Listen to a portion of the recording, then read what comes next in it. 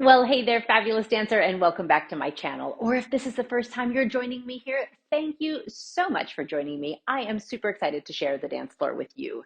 Today in this video, I am going to be showing you the cool down that I do after my belly dance practices. It is perfect for stretching out the belly dancer body, hitting all the spots that tend to get sore and overworked in our practice, and will leave you feeling refreshed and ready to tackle the rest of your day. So let's go ahead and dive in. My name is Sahira, and I'm here to teach you the beautiful art of belly dance. If you are ready to find confidence, health, and grace through the beautiful art of belly dance, be sure to give this video a thumbs up and subscribe so that I can send you new content every single week. And if you would like to get a rock solid foundation for your personal belly dance practice, I invite you to join me for my free 7-day beginner belly dance jumpstart program. 7 days of tutorials delivered to your inbox to help you get a solid foundation for a beautiful belly dance journey to come. You can find it now at sahirabellydances.com/jumpstart. I would love to dance with you there. Go ahead and take a deep breath up.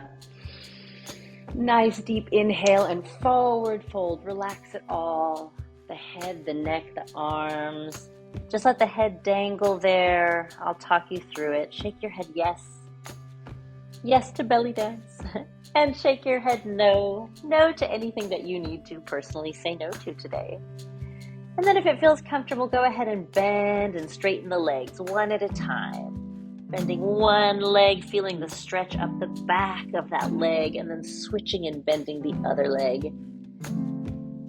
If it feels good to you, you can bend both knees and bring yourself down into a little ball, bringing the hips to the heels, only if that feels good, rounding the spine, dropping the chin, and just taking a moment to thank yourself and recognizing how awesome it is that you showed up for your practice today. Bravo, making time for you, which can be kind of crazy and hard to do sometimes, so nicely done. Push those heels into the ground, bring the hips back up to the sky, and then slowly unfurl, nice round spine. Head is the last thing up. Good, let's take a little hip circle. Nice, gentle. Keep it really elongated to the back.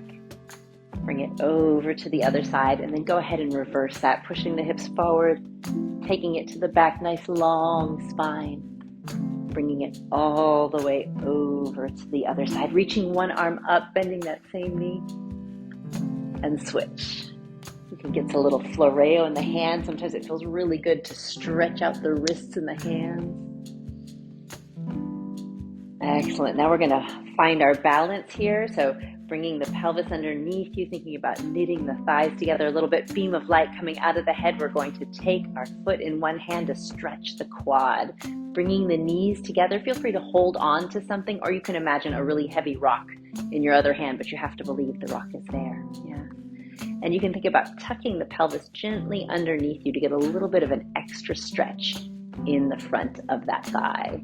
Nice. Go ahead and release that behind you, pushing the heel into the ground, growing, reaching up out of the core, thinking long torso on both sides, and then make this an active stretch. Instead of just holding it in one place, I invite you to play a little bit with micro movements, bringing the arms slightly forward, bringing it slightly back, changing your angle, really getting into that muscle in lots of different ways.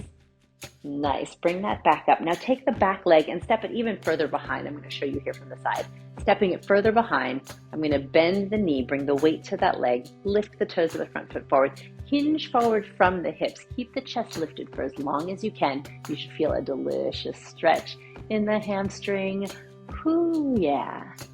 And then if you would like, once you've reached your maximum with the chest lifted, you can release that chest down. And you can make this active as well. You can think about creating a little bit of twist in the hips to play with the muscles in the leg. You can point and flex the foot, whatever feels good.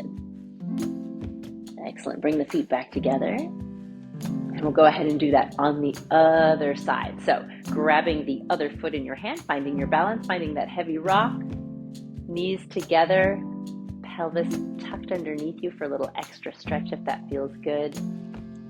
Nice deep breath. Excellent. And then release and step that foot behind, grounding the heel into the ground, reaching the arm up over the head, and then finding those micro movements that feel so good in the obliques, in the hip flexor, right? You can bend the knees a little bit, move the arm forward and back, reach slightly front, whatever feels good. Nice deep breaths through it all. Bring that back up to standing. And now take that leg that was behind, take it a little bit further behind, transfer your weight, bend the knee, and pull the toes of the other foot forward and up.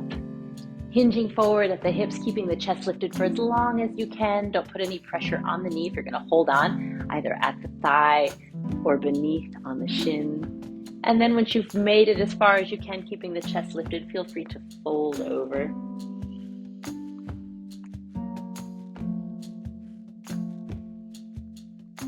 Excellent. Slowly bring that back up to standing. Now, if you have a mat and would like to sit on the ground, you can meet me there. This is my favorite hip opener stretch. So coming down to the ground, you're going to stack the legs one on top of each other. All right, thinking knee to the opposite ankle.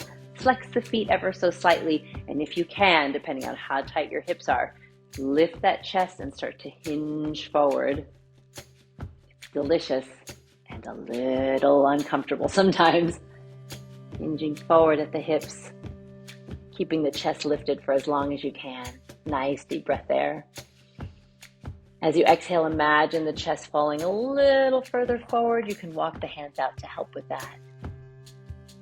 And then we're going to go ahead and take it to the side. So coming back up, bring the arm to one side, bring the other arm up over the head, and you can go ahead and put the elbow on the ground if it reaches, yeah?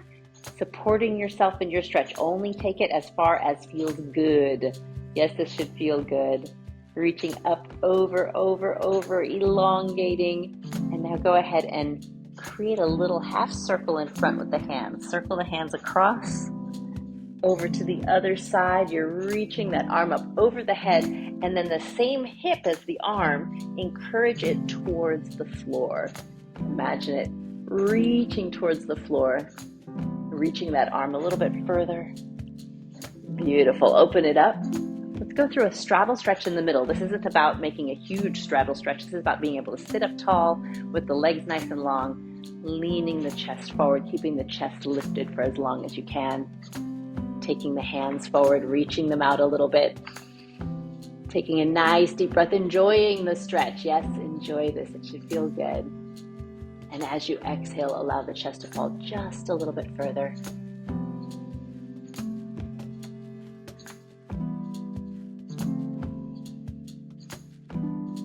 Then bring it back up to seated. Bring your elbow to the inside of the knee. Reach the arm up and over your head. Really reaching long, encouraging that other hip to stay on the ground. Yes, as much as possible. And then from here, go ahead and twist your torso so it's facing your knee and try to touch your pinky finger to your pinky toe.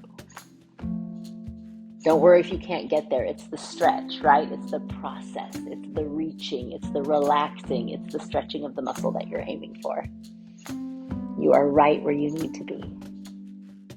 Come back up to the center. We'll do the same thing on the other side. Elbow to the inside of the knee. Arm up over the head, reaching, encouraging that other hip to stay down towards the ground.